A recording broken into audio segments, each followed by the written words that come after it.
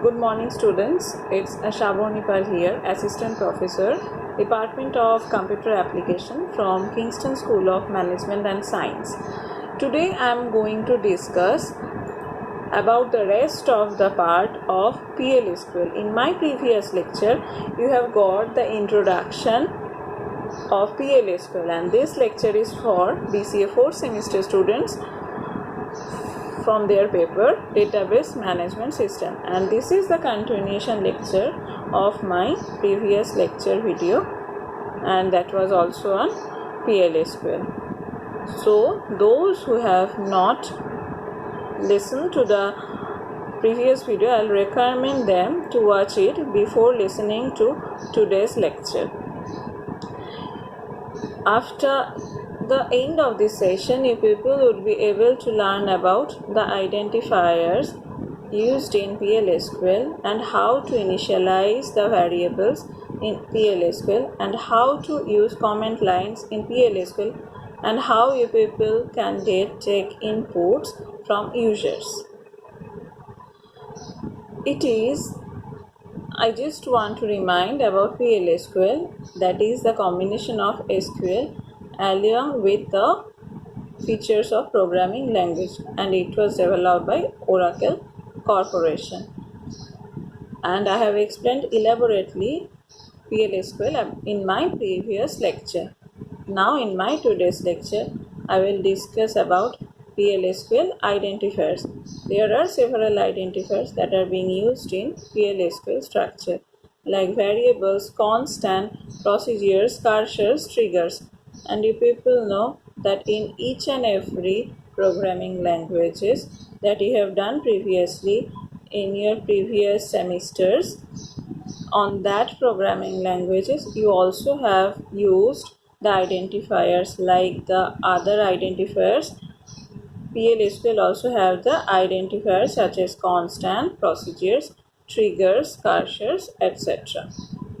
Now I will discuss about the variables. Like several other programming languages, variables in PLSQL must be declared prior to its use, as you people know, and you have also used variables and also declared variables previously in the other programming languages, and they should have a valid name and data type as well. And here I have mentioned the syntax, the variable syntax, and I have also shared all this with you in the presentation. You can get the example from the presentation. The explanation for each and every line is like the set server output is used by the DBMS output, and where integer is declared name as var1 and which is of integer type, and there are many other data types that can be used like float, int, real, small int, etc. And it also supports variables used in SQL as well, like number, varchar, varchar2, etc. PLSQL procedures successfully completed when the code is compiled and executed successfully, you get the line, okay, in the output part. And I have shown all the examples in the presentation. I have shown the output screenshot also. The slash is there, after that SQL plus is execute the block, okay, and you people can get the idea in the presentation. In the next slide, I have shown how to initialize a variable.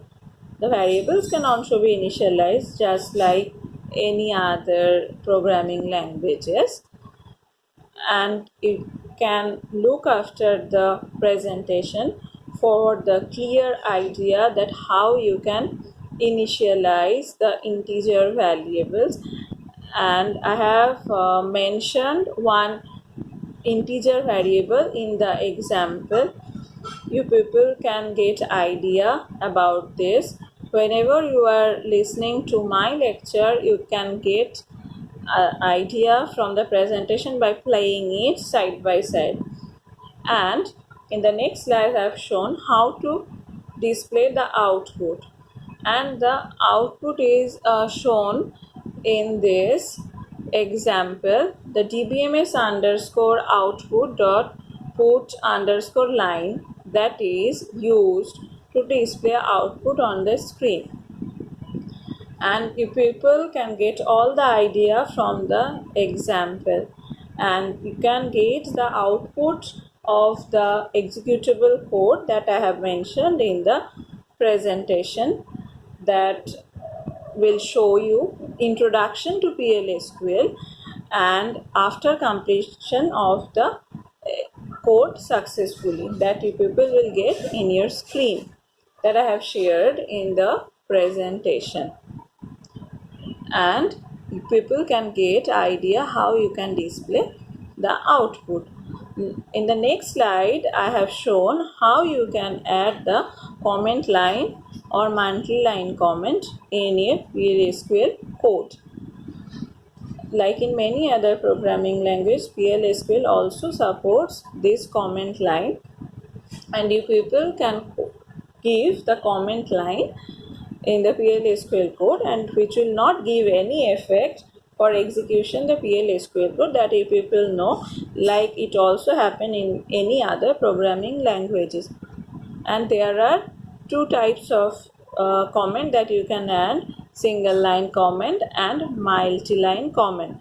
And for single line comment you can use the double hyphen, and for multi-line comment you can use the slash asterisk and asterisk slash. And I have mentioned all the uses of the line comments in the example that is given in the presentation. You people can get the practical idea about those from the presentation of the PL/SQL command. And in the output screen you can also get the idea. And in the next slide I have explained about that how you can take the input from the user. All the elaborate programming code are given in the example, and you people can get the output. You can get the idea of output, that what kind of output you people can get after executing the code or after taking the input from the user. What kind of output you people will get, all of you will get the idea whenever you will look after the presentation along with my lecture. Okay, here I have taken the values from the user, and I have also shown the output. This is the main procedure of doing the PL/SQL code. This is all about my today's lecture.